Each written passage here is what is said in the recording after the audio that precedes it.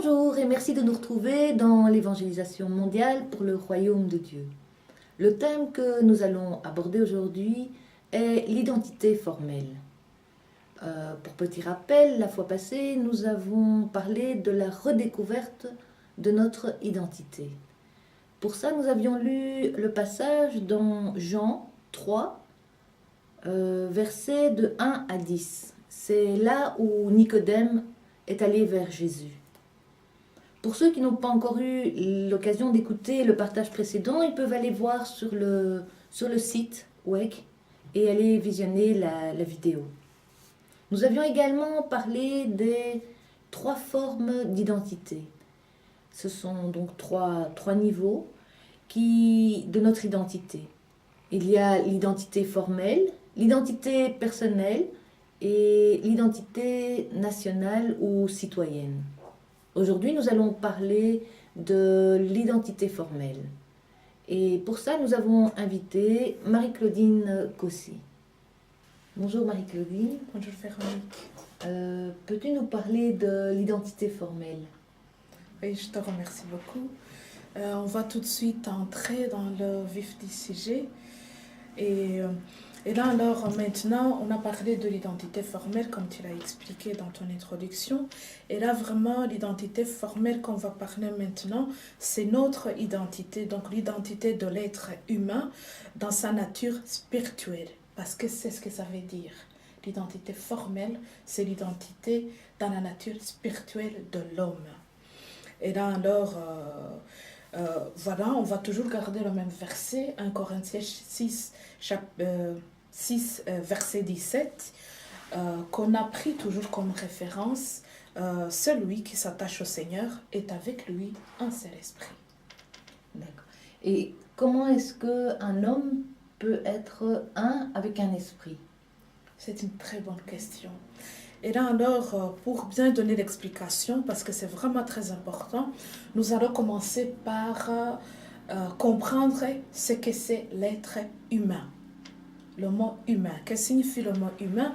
Étymologiquement, c'est un mot qui est divisé de 2 mots, qui est composé de 2 mots. En hébreu, le mot ish et le mot humus. Le mot ish signifie l'esprit, ce qu'il y a. Et puis le mot humus qui signifie la poussière ou vous.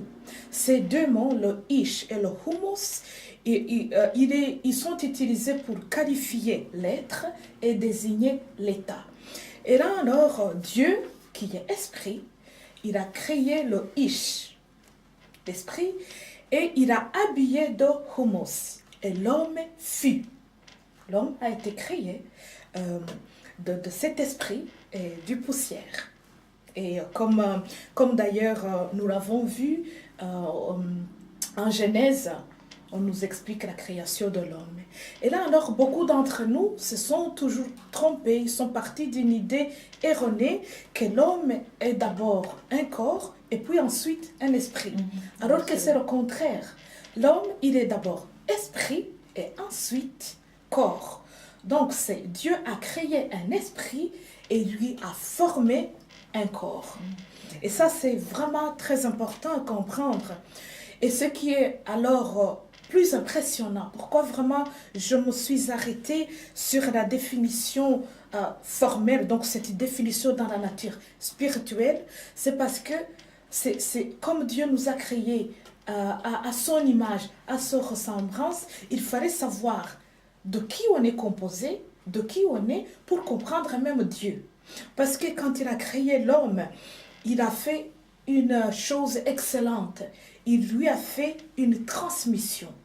Dieu a transmis son être à cet esprit qu'il a créé. Et là alors, quand on a compris cette transmission, on comprend que l'homme, il est complet. Il est vraiment dans son état complet quand il a compris ce qu'il est d'abord esprit, ensuite corps.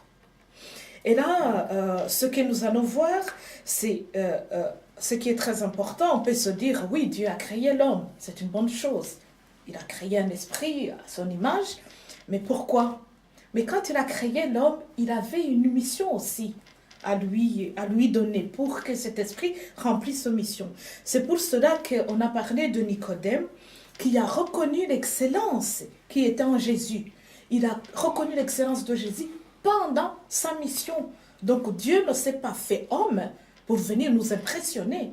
Non, il est devenu homme pour accomplir sa mission, pour nous être donné un exemple même.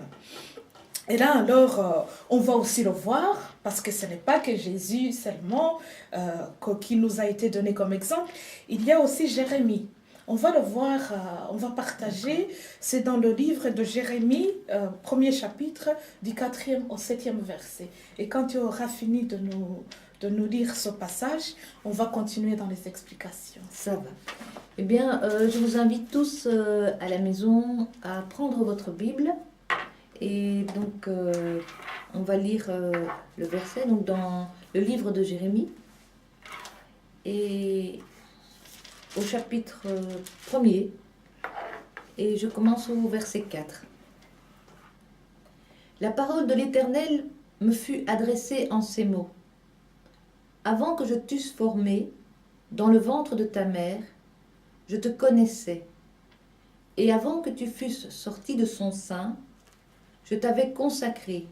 Je t'avais établi prophète des nations. Je répondis, Ah, Seigneur éternel, voici, je ne sais point parler, car je suis un enfant.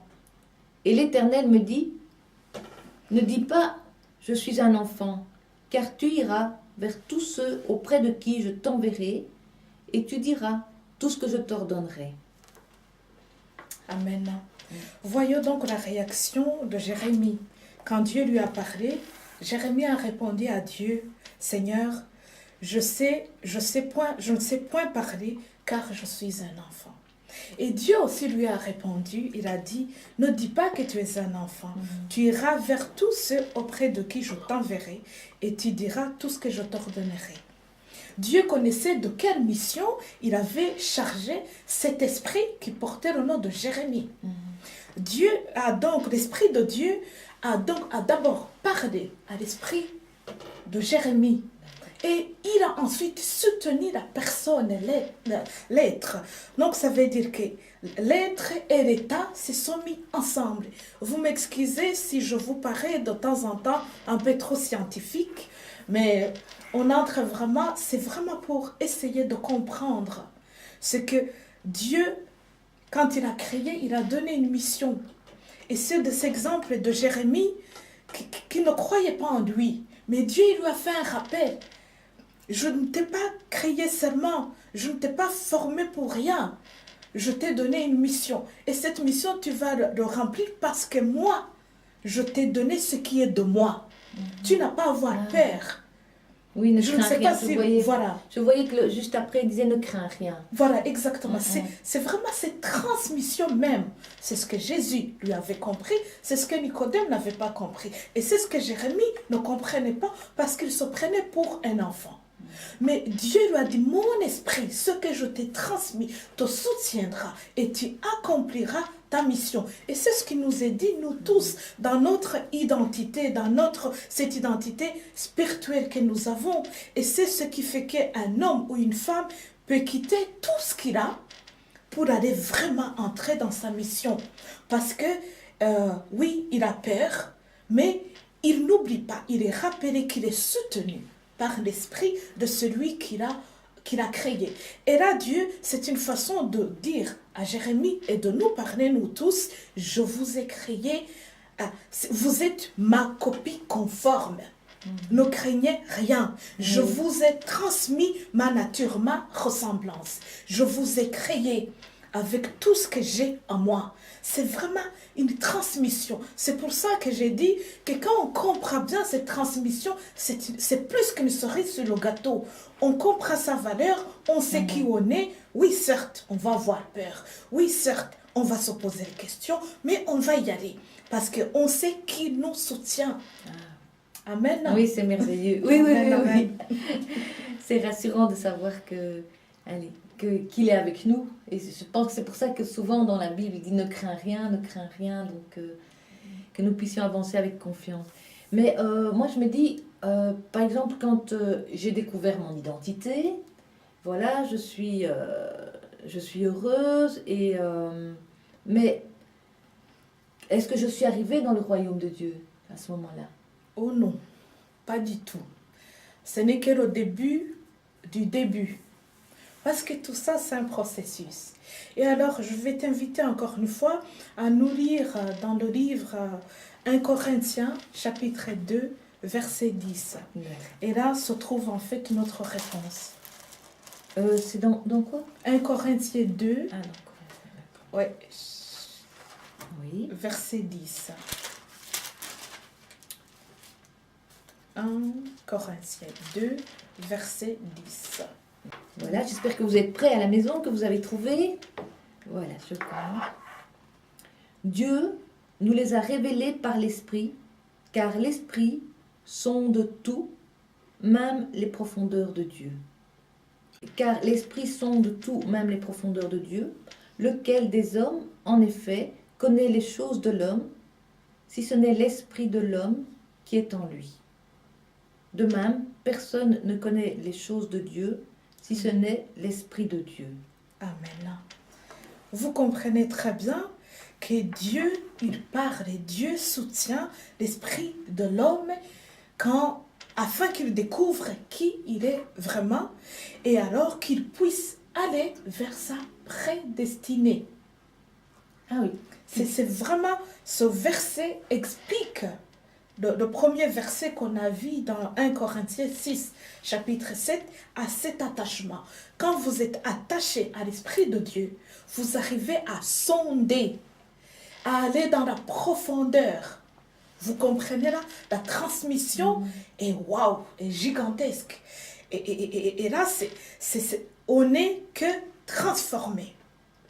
Parce qu'il y a une transformation qui nous vient par cette révélation.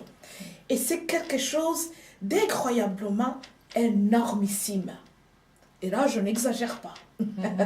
Je n'exagère pas parce que la transformation de Jésus était tellement énorme que partout où il passait, on le remarquait.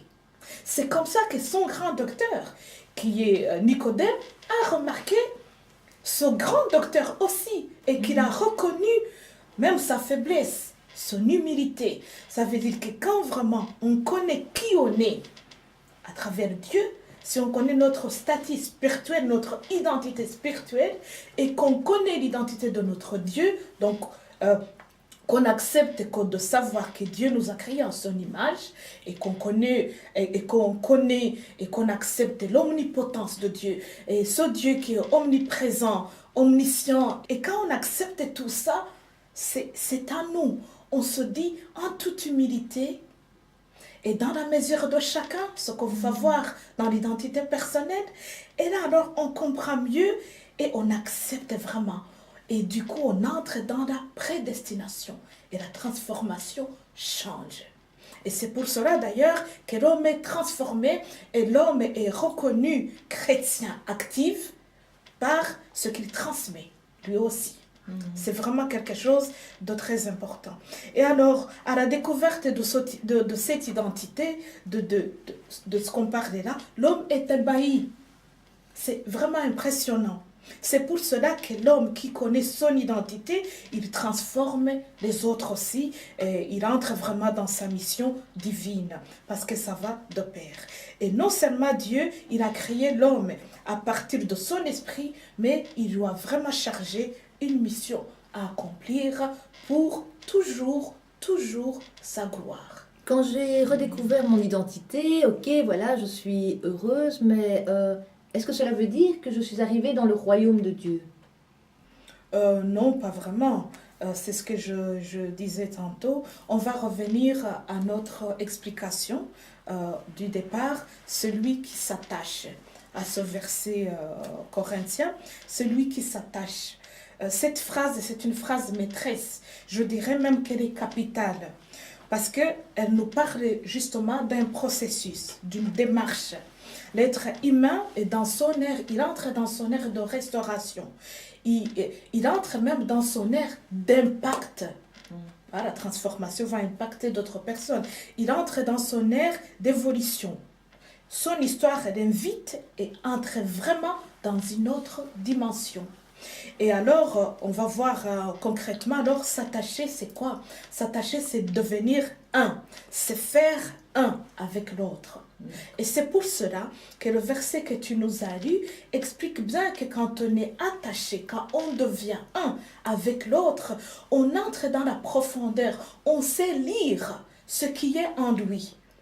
C'est pour ça que Dieu, il va lire en nous, et nous, quand on est vraiment bien attaché à Dieu, et là, on comprend la volonté de Dieu dans notre vie.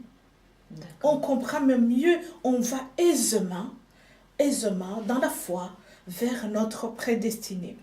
Et là, alors, l'apôtre Paul nous le dit aussi aux Colossiens, au Colossiens chapitre 3, du verset 9 au verset 10, que tu peux aussi nous partager. Et puis alors, je vais continuer un tout petit Donc peu. voilà, on reprend notre Bible dans Colossiens. Ouais. Voilà, Colossiens 3, chapitre 3. versets 9 et 10. Voilà, j'espère que vous êtes prêts à la maison. Donc on commence au verset 9. Vous étant dépouillés du vieil homme et de ses œuvres, et ayant revêtu l'homme nouveau, qui se renouvelle dans la connaissance, selon l'image de celui qui l'a créé. Amen. Et là alors, on revient encore à notre slogan de la vérité, qui prend son importance dans ce verset, dans la recherche de notre identité. Au plus j'en sais, au mieux je me porte.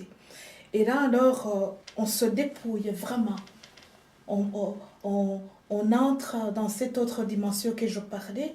Et là, je reviens au mot, on va l'avoir progressivement aussi, de ce que Jésus a dit à Nicodème, une renaissance, dépouillé du vieil homme de ses œuvres.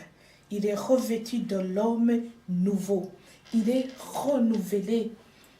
Cet renouvellement, cette renaissance, cette redécouverte, c'est très important pour vraiment entrer et accepter, parce qu'il ne suffit pas seulement de le savoir, il faut aussi l'accepter. Il faut accepter son identité spirituelle, Oui, parce que tout le monde ne l'accepte pas. Il ne suffit pas vraiment de le croire, plutôt de le comprendre, mais il faut le croire et le prendre et le saisir et le faire sien. Et c'est pour ça que je dis que notre slogan de vérité, on doit toujours en savoir plus. Mes très chers frères et sœurs, vous tous qui nous regardez ou qui nous écoutez, c'est très important. Ne périssons pas par manque de connaissances. Instruisons-nous, cherchez l'Esprit de Dieu afin de connaître notre esprit. Et là, alors, je dis tout nous sera dévoilé. C'est une révélation de Dieu. Et voici l'explication en quelques mots de notre identité formelle, conformément à l'image de Dieu et à sa ressemblance.